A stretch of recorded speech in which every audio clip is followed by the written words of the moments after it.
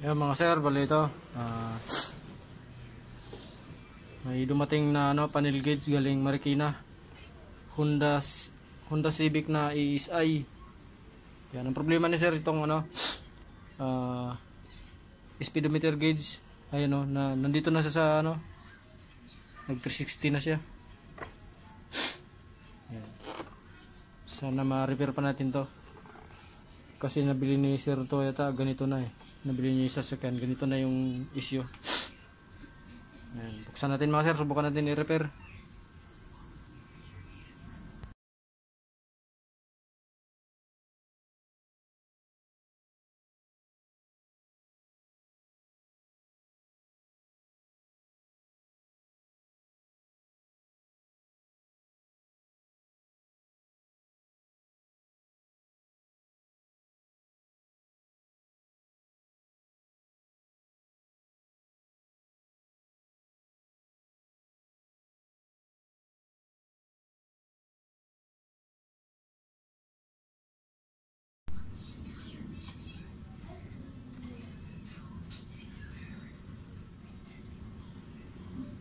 Yung mga sir, sunog na sunog yung board. Nako. Sana maayos pa natin ito mga sir. Sunog na sunog yung board mga sir Ayan. Kita niyo ba mga sir? Ayan. Hanggang dito, ayan. Kalahati ng board yung nasunog. Sana kaya pa i-repair.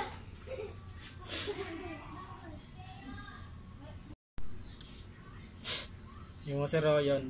Kita nyo mga sir yan. Sunog na sunog.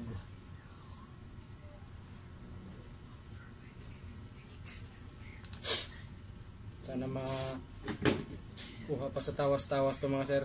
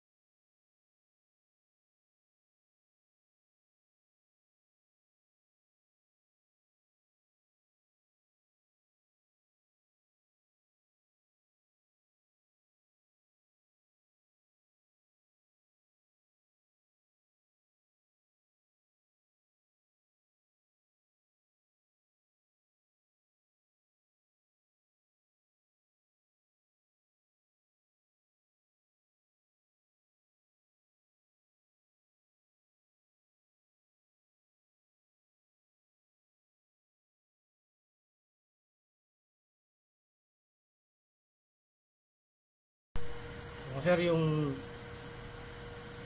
ginawa ko kakawin na ano na panel gauge ng Honda Civic na ESI. Ngayon ko lang itutuloy mga sir kasi ito, naghanap ako ng ng diagram para dito kasi burado na yung mga connection nyo.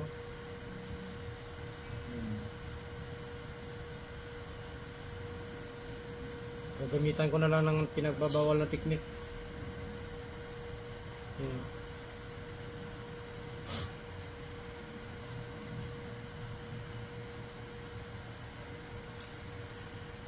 Burado yung mga connection dito sa board. Honda Civic ESI.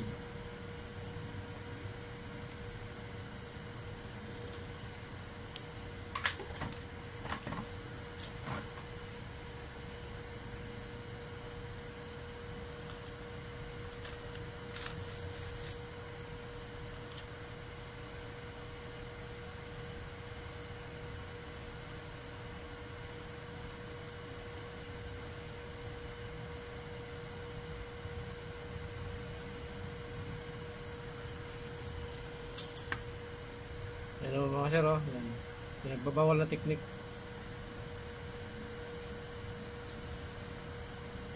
Jumper. Tapos pakibas nyo na lang ako mga sir pag ano. Pakibas na lang para mag-viral.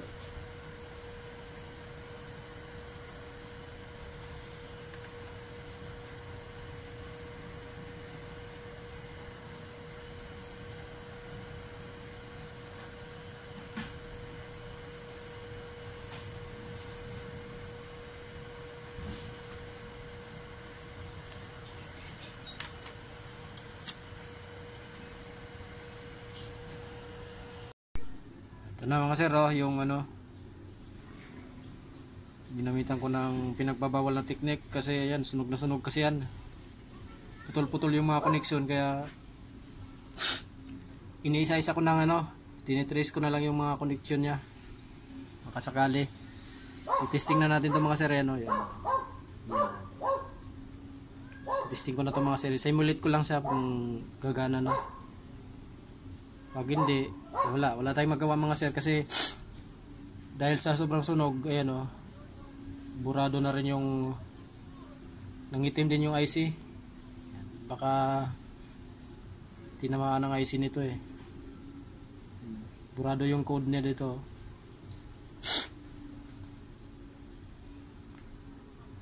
Mga sir, testing na natin yung ano, yung speedometer kung umubra yung ginawa natin na pinagbabawal na technique.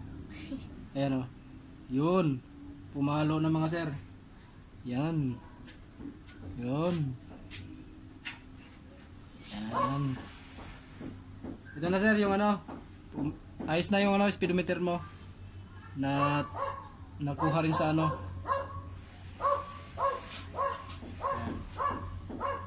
Yan. Hindi na siya nag-stack up mga, hindi na siya nag-stack up sir sa ano, sa 360.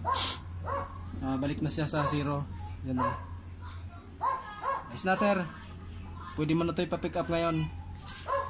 Salamat.